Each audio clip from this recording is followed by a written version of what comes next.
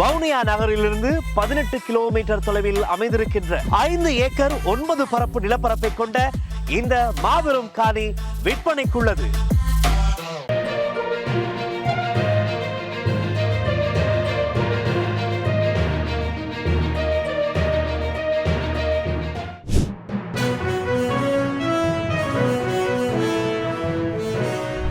கொட்டாஞ்சேரி மாணவி விவகாரம், ஆசிரியரின் வீட்டுக்கு போலீஸ் பாதுகாப்பு, சபையில் அம்பலம்.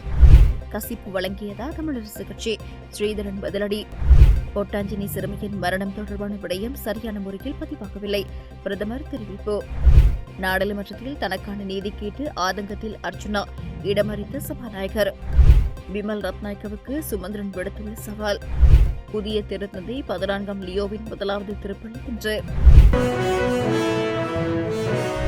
கொட்டாஞ்சேரியில் மாணவி ஒருவர் தவறான முடிவெடுத்து உயிரிழந்த விவகாரத்துடன் தொடர்புடையதாக கூறப்படும் பிரத்யேக வகுப்பு ஆசிரியரின் இல்லத்துக்கு போலீஸ் பாதுகாப்பு வழங்கப்பட்டுள்ளதாக நாடாளுமன்ற உறுப்பினர் முஜிபுர் ரஹ்மான் தெரிவித்துள்ளார்.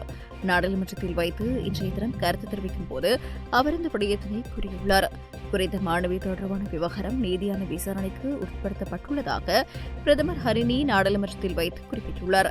இதன்போது கருத்து வெளியிட்ட முஜிபுர் ரஹ்மான் இந்த விடயத்தில் நீதியான விசாரணைகள் நடப்பதாக தெரியவில்லை எனவும் சாடியுள்ளார். இங்கு அவர் மேலும் தெரிவிக்கையில், நீதியான விசாரணைகள் நடக்குமாயின் இந்த விடயத்தில் சர்ச்சைக்கு உள்ளாகியிருக்கும் ஆசிரியரின் இல்லத்துக்கு 7-8 போலீஸ் உத்தியோகத்தர்கள் பாதுகாப்புக்கு ஈடுபடுவார்களா? இந்த விவகாரத்தில் சம்பந்தப்பட்ட ஆசிரியரின் இடமாற்றம் மட்டும் போதுமானது அல்ல எனவும் அவர் சுட்டிக்காட்டியுள்ளார். இலங்கை தமிழரசு கட்சி தேர்தலில் வெற்றி பெறுவதற்காக கசிப்பு வழங்கியதாக அமைச்சர் பிமல் ரத்நாயக்க கூறியதை தான் வன்மையாக கண்டிப்பதாக நாடாளுமன்ற உறுப்பினர் ஸ்ரீதரன் தெரிவித்துள்ளார். நாடாளுமன்றத்தின் இன்றைய அமர்வில் கலந்து கொண்டு உரையாற்றும் போது அவர் மேற்கண்டவாறு குறிப்பிட்டுள்ளார். இங்கு அவர் மேலும் தெரிவிக்கையில், இலங்கை தமிழரசு கட்சி கசிப்பு வழங்கியதாக அமைச்சர் பிமல் ரத்நாயக்க கூறிய கருத்தை அவர் மீள பெற வேண்டும். ஒரு காலமும் இலங்கை தமிழரசு கட்சி மதுபான சாலைகளை திறப்பதற்கும் மக்களுக்கு மதுவை வழங்குவதற்கும் உடந்தையாக இருந்ததில்லை. அத்துடன் ஒரு காலமும் நாங்கள் பணம் வழங்கி வாக்குகளை பெற்றதில்லை எனவும் அவர் குறிப்பிட்டுள்ளார். கொட்டாஞ்சேரி சிறுமியின் மரணம் போன்றதொரு சம்பவம் மீண்டும் நிகழாமல் தடுப்பதற்காக பொறிமுறையொன்றை நடைமுறைப்படுத்துவதற்கு தீர்மானிக்கப்பட்டுள்ளதாக அரசாங்கம் அறிவித்துள்ளது.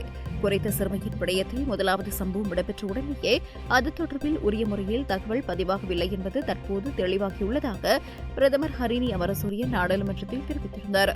அதே நேரம் எதற்காக இந்த விடயம் சரியான முறையில் பதிவாகவில்லை என்பது தொடர்பிலும், சம்பவத்துடன் தொடர்புடைய ஆசிரியர் தொடர்பில் எதற்காக உரிய முறையில் தகவல் வழங்கவில்லை என்பது தொடர்பிலும் கொட்டாஞ்சேரி சிறுமி பயின்ற வம்பலப்பேட்டையில் உள்ள மகளிர் பாடசாலையின் அதிபரிடமும் விளக்கம் கூறப்பட்டுள்ளது.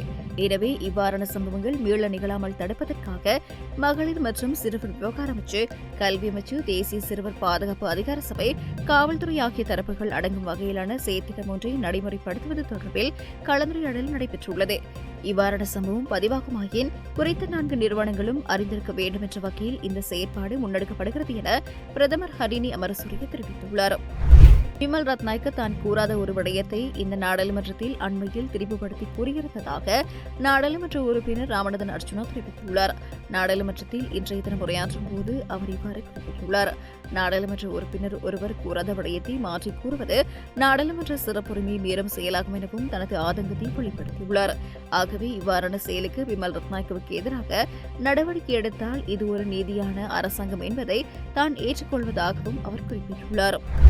மதுபானமும் பணமும் கொடுத்து தமிழரசு கட்சி வாக்கு சேகரித்தது என்பதை அமைச்சர் பிமல் ரத்நாயக்க நாடாளுமன்றத்துக்கு வெளியில் வந்து ஆதாரங்களுடன் நிரூபித்து காட்ட வேண்டும் என இலங்கை தமிழரசு கட்சியின் பொதுச் செயலாளரும் முன்னாள் நாடாளுமன்ற உறுப்பினருமான ஜனாதிபதி சட்டத்தரணி எம்.ஏ. சுமந்திரன் வலியுறுத்தியுள்ளார். சலுகைகளுக்காக வாக்களிப்பவர்கள் தமிழ் மக்கள் என்று இதுவரை காலமும் பிழையான எண்ணத்தை பிமல் ரத்நாயக்க கொண்டுள்ளார் எனவும் சாட்டியுள்ளார். நாடாளுமன்றத்தில் நேற்று கடும் ஆவேசத்துடன் பேசிய பிமல் ரத்நாயக்க, இலங்கை தமிழரசு கட்சி மதுபானமும் பணமும் வழங்கி தேர்தலில் அதிகளவு வாக்குகளை பெற்றதாக குறிப்பிட்டார். இது தொடர்பில் பதிலளிக்கையில் ஜனாதிபதி சட்டத்தரணி எம்.ஏ. சுமந்திரன் மேற்கண்டவாறு தெரிவித்துள்ளார். இது தொடர்பில் அவர் மேலும் தெரிவித்துள்ளதாவது, அமைச்சர் பிமல் ரத்நாயக்கவுக்கு தெரியவில்லை, இலங்கை தமிழரசு கட்சி சாத்விக கட்சி மாத்திரமல்ல, சமூக அக்கறையுள்ள கட்சியுமாகும். 75 ஆண்டுகளுக்கு மேலான தமிழரசு கட்சியின் வரலாற்றை அமைச்சர் விமல் ரத்நாயக்க எடுத்து பார்க்க வேண்டும். மது ஒழிப்புக்காக இயக்கை கொண்டுள்ளதுடன் பல விழிப்புணர்வு நடவடிக்கைகளையும் முன்னெடுத்துள்ளது. அதனால்தான் மதுபான சாலைகளை புதிதாக அமைப்பதற்கு எதிராக போராட்டங்களை முன்னெடுப்பதுடன் நீதிமன்றங்களூடாக அவற்றை தடுக்க நடவடிக்கைகளும் முன்னெடுக்கப்படுகிறது. ஜனாதிபதியாக அனுரகுமார திசாநாயக்க தெரிவான 3ஆம் நாள் அமைச்சர் விமல் ரத்நாயக்க தெரிவித்திருந்தார். முன்னைய ஜனாதிபதி ரணில் விக்ரமசிங்கவினால் அரசியல் சலுகையாக வழங்கியிருந்த மதுபான அனுமதி பத்திரத்துக்கான சிபாரிசினை வழங்கியிருந்த அரசியல்வாதிகளின் பெயர்களை வெளியிடுவோம் என. ஆனால் இன்னும் அதனை வெளியிடப்படவில்லை. யார் மீதான பயத்தினால் 6 மாதங்கள் கடந்தும் அதனை அவர் வெளியிடவில்லை. எனவே தேசிய மக்கள் சக்தி மீது தமிழ் மக்கள் கொண்டுள்ள வெறுப்பினை சகிக்க முடியாமல் அவர்களது உணர்வுகளை அவமதித்து கொலையான சாட்டுதல்களை அமைச்சர் விமல் ரத்நாயக்க வெளியிட்டுள்ள கருத்து அவரின் அரசின் சிறுமையை வெளிப்படுத்துகிறது. எனவே தமிழரசு கட்சி மீதான இந்த குற்றச்சாட்டை நாடாளுமன்றத்துக்கு வெளியில் ஆதாரங்களுடன் அமைச்சர் விமல் ரத்நாயக்க வெளிப்படுத்த வேண்டும். அத்தோடு சலுகைகளுக்காகவும் கைமாறாகவும் விலை போனவர்கள் தமிழர்கள் என்று இதுநாள் வரை அவர் கொண்டுள்ள எண்ணம் மிக தவறானது எனவும் அவர் கூறியுள்ளார். புதிய திருத்தந்தை 14ஆம் லியோ தனது முதலாவது திருப்பலியை இன்று வத்திக்கானில் உள்ள சிஸ்டைன் பேராலயத்தில் நடத்தியுள்ளார். வத்திக்கானில் நேற்று நடைபெற்ற ரகசிய வாக்கெடுப்பின் போது திருத்தந்தை 14ஆம் லியோ புதிய திருத்தந்தையாக தெரிவு செய்யப்பட்டு அறிவிக்கப்பட்டார். திருத்தந்தையாக பதவியேற்றதன் பின்னர் அவர் நடத்தவுள்ள முதலாவது திருப்பலி இதுவாகும்.